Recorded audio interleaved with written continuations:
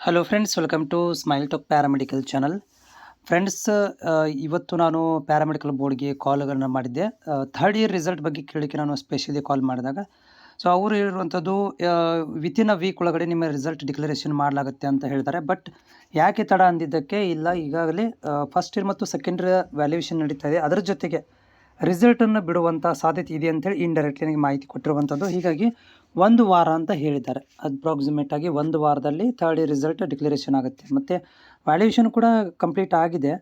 ತಡ ಯಾಕೆ, ಏನು ಬಿಡ್ಬೋದಿತ್ತಲ್ಲ ಅಂದಿದ್ದಕ್ಕೆ ಯಾವುದೇ ಥರಂಥ ಒಂದು ಉತ್ತರವನ್ನು ಕೊಡಲಿಲ್ಲ. ಬಟ್ ರಿಸಲ್ಟ್ ನೋಡಿ ಇನ್ನೂ 1 ವಾರ ಲೇಟ್ ಆಗುತ್ತದೆ ಥರ್ಡ್ ಇಯರ್ದವ್ರಿಗೆ. ನಾನು ಎಕ್ಸೆಪ್ಟೇಷನ್ ಮಾಡಿದಂತೆ ಫಸ್ಟ್ ಇಯರ್ ಮತ್ತು ಸೆಕೆಂಡ್ ಇಯರ್ದು ಈಗ ವ್ಯಾಲ್ಯೂಯೇಷನ್ ನಡೀತಾ ಇದೆ. ಅದರ ಜೊತೆಗೆ ನಿಮ್ಮ ರಿಸಲ್ಟ್ಗಳನ್ನು ಕೊಡ್ಬೋದಂತ ನಾನು ನಿರೀಕ್ಷೆ ಮಾಡಿದ್ದೀನಿ. ಯಾಕಂತಂದರೆ ಅದನ್ನು ಬೇರೆ ಬಿಡೋ ಬದಲಿ ಮೂರೂ ಅಟ್ ಎ ಟೈಮ್ ಕೊಟ್ಟು ಕ್ಲೋಸ್ ಮಾಡುವಂಥ ಒಂದು ಏನಾದರೂ ಚಾನ್ಸಸ್ ಇರ್ಬೋದು. ಅಥವಾ ಟೆಕ್ನಿಕಲ್ ಪ್ರಾಬ್ಲಮನ್ನು ತುಂಬ ಈಸಿ ಅಥವಾ ಸಾಲ್ವ್ ಅಂದರೆ ಡಿಫಿಕಲ್ಟ್ ಮಾಡಿದಾಗೆ ಬೇರೆ ಬಿಡದಾಗೆ at a time first year, second year, third year ರಿಸಲ್ಟ್ಗಳನ್ನು ಡಿಕ್ಲರೇಷನ್ ಮಾಡ್ಬೋದು. ಇನ್ನೂ 1 ವಾರ ಟೈಮ್ ಆಗುವಂಥ ಸಾಧ್ಯತೆ ಇದೆ.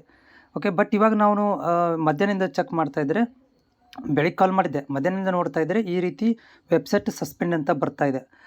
ಹೇಳೋಕ್ಕಾಗೋದಿಲ್ಲ ಏನಾಗುತ್ತೆ ಅಂತೇಳಿ. ಯಾಕಂದರೆ ರಿಸಲ್ಟ್ ಸಮ್ಟೈಮ್ಸ್ ನಾನು ಹಿಂದಿನ ಒಂದು ರಿಸಲ್ಟಲ್ಲಿ ನೋಡಿದಾಗ ಈ ರೀತಿ ಆಗಿತ್ತು. ರಿಸಲ್ಟ್ ಡಿಕ್ಲರೇಷನ್ ಆಗೋಕ್ಕಿಂತ ಮೊದಲು ಈ ರೀತಿ ಪ್ರಾಬ್ಲಮ್ ಆಗಿತ್ತು.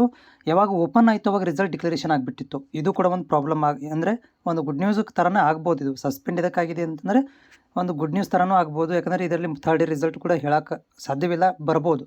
ಬಟ್ ಕಾಲ್ ಮಾಡಿ ಕೇಳಿದಾಗ ಅವ್ರು ಹೇಳಿರೋದು ಇನ್ನೂ 1 ವಾರ ಅಂತ ಹೇಳಿದ್ದಾರೆ. ಕಾದು ನೋಡೋಣ. ಈಗ ಇದು ಓಪನ್ ಆದಮೇಲೆ ನನಗೆ ಗೊತ್ತಾಗುತ್ತೆ. ನಾನು ಕೂಡ ಟ್ರೈ ಮಾಡ್ತಾಯಿದ್ದೀನಿ. ಓಪನ್ ಆದಮೇಲೆ ಏನಾದರೂ ಮಾಹಿತಿ ಬಂದರೆ ನಿಮಗೆ ಒದಗಿಸ್ತೇನೆ.